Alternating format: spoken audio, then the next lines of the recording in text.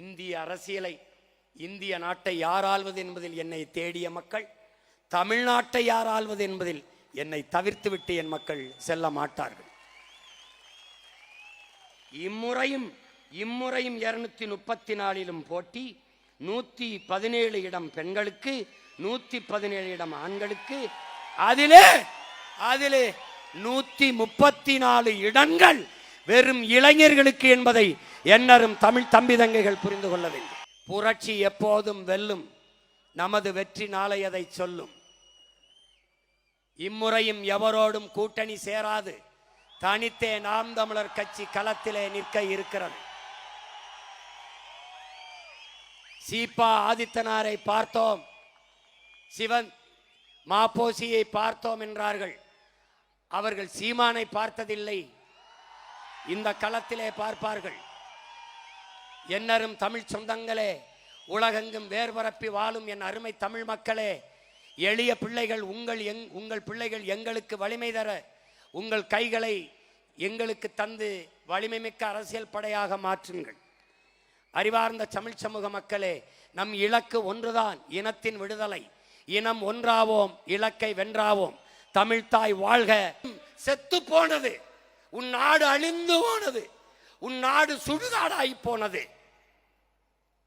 கரும்புகை சூழ்ந்து எழுகிறது. உலகம் உறைந்து கிடக்கிறது. தமிழ் பேரினம் ஒவ்வொரு வீட்டிலும் இழவு விழுந்தது போல உக்கி குறுகி அப்படியே நிற்கிறது. கண்ணீர் சிந்தி கையை பிசைந்து கொண்டு தவிக்கிறது. இதே நாள் மே 18 போர் முற்றிற்று என்று முடித்தான் ராஜபக்சே.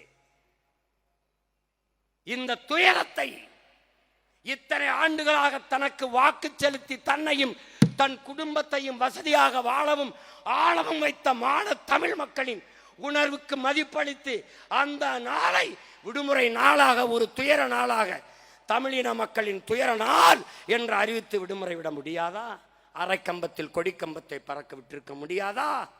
ஏன் இந்த மண்ணில் எந்த கட்சியடா செய்தது? எந்த கட்சி செய்தது? என்ன கட்சி? விடுதலை புலிகள் பயங்கரவாதிகள், தீவிரவாதிகள். சரி, மாவீர தினத்திற்கு நீ வணக்கம் செலுத்தவில்லை. செத்து கரிக்கட்டையாக நின்று இங்கே கதறி சிதறி கிடந்த என்னுடைய பிள்ளைகள் என்ன செய்தார்கள்? இந்த இன மக்கள் செத்தார்களே,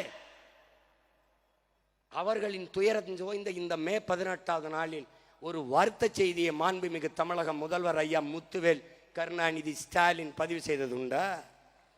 இல்ல ஐயா எதிர்கட்சி தலைவர்? தமிழன் வாக்கை வாங்கி வயிறு வளர்த்து பிழைக்கிற இவர்கள் உன்னுடைய உணர்வுக்கு ஒரு மதிப்பு இருக்காடா இந்த நாட்டில்? பாரதிய ஜனதா விடுற, காங்கிரஸ் விடுற,